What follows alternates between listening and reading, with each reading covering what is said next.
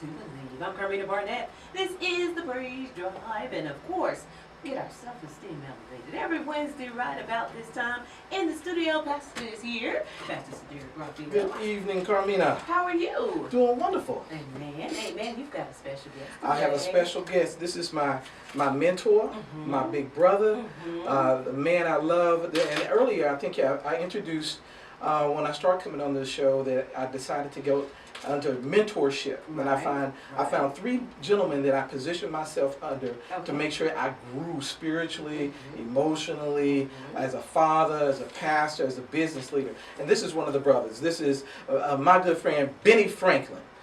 Benny, say hello, brother. Hello. Hello. Well, welcome to the studio. We're definitely glad to have you here and glad to have you joining us on this segment. Now, since we got a guest, I know that means we have a special direction we're going in today. We do. As a matter of fact, I want to make sure I give Benny's proper credit. I want to make sure everybody knows the kind of credentials this man has. He is the sales director at John Eagle Honda, and he's also a certified leadership teacher for John Maxwell. Okay. And so he's been really pouring into me, and then from over the time span we spent together, we have come out with a Monday class that we call Masterminds. It's under our umbrella of Mind Shift. Okay. Now, just to explain what Mind Shift is, I'm under the contention that we can't change people. We can only inspire them and then kind of give them a direction to go.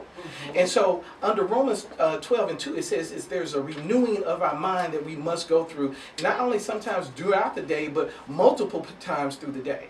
And so on this renewing of the mind, it means that if I can recalibrate our thinking just a little bit, because if you look at a map and you set your compass in one direction, if you're off 1 degree, depending on the length of time that you're going to travel on this road, you could be off hundreds of miles. Right. So what Mind Shift does is just kind of recalibrate our thinking to make sure that we're on the right path.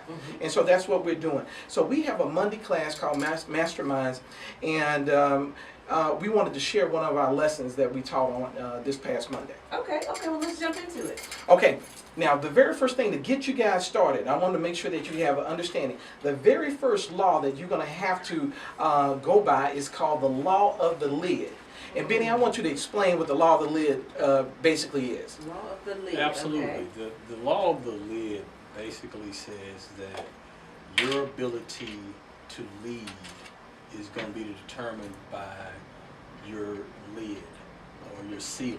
Okay. And so we work under the premises that everything that we do, whether it's in our marriage, whether it's on our job, whether it's in our family, that our success 100% depends upon our ability to lead and our leadership ability. Right. And as Sederrick said, we just think the time is right for right now to introduce or reintroduce or support the need for better leadership throughout our community. Okay.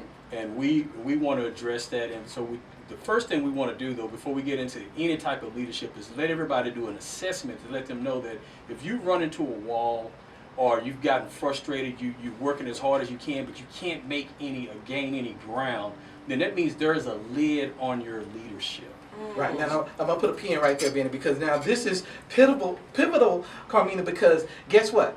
In your marriage, in terms of leadership, and fellas, I'm out here to tell you, if your wife is not listening to you, and you having some resistance, what we're saying, the practical application to this is that we've hit our lid. So say for example, we have these 21 laws that you go down and you rate yourself. You're gonna get an assessment of where you are. Okay. And in that, once we average out, say if your average is a 7.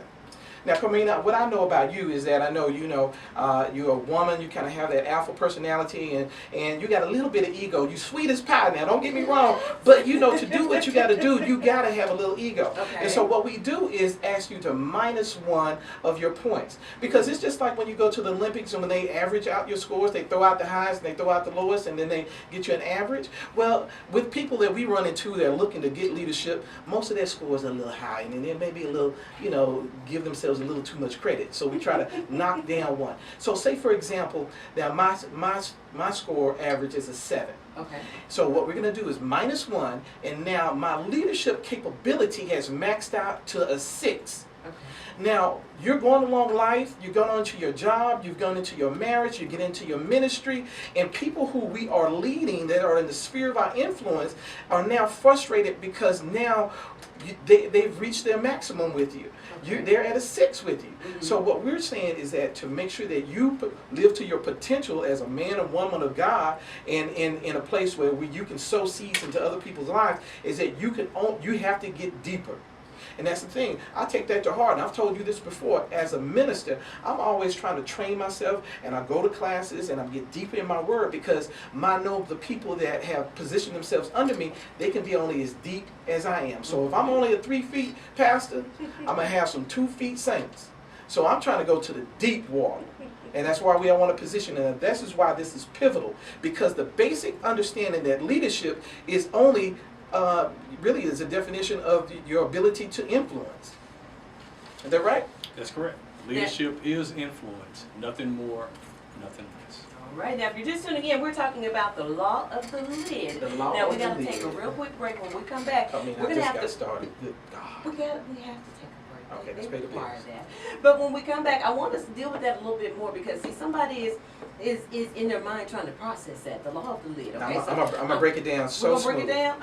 Okay. So it's coming up after the break. Y'all keep it right here. 797.